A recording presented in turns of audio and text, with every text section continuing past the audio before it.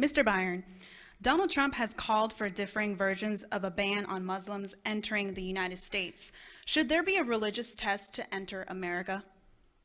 Actually, I think it's a pretty good idea because it's an entirely different culture over there. I've spent a lot of time in both Iraq and Afghanistan, and I've dealt with every different tribe and every different faction while helping to rebuild their governments. If they're already radicalized or heading down that path, when they come over here, then we really don't need them here.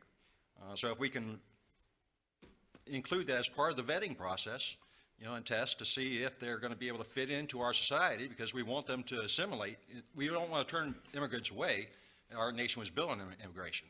But if they are unable to assimilate into our culture, then we need to have an avenue, a way to identify them and keep that from happening. We don't need them to bring the same troubles that they're experiencing there here. And we're seeing that taking place across Europe right now.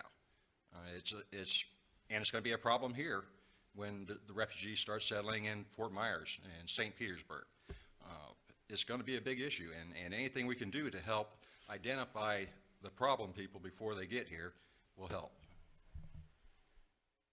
Is just being Muslim a reason to keep someone out? It's not just Muslim, but that culture is an entirely different culture than anywhere else in the world. It's not Muslim per se, it's the culture. An American Muslim isn't necessarily the same as a Syrian Muslim. The way they treat their people, the way they treat, it's more than just religion. And the extremists, are coming through based on their culture rather than the religion itself. So it's not necessarily a Muslim issue, it's a cultural issue.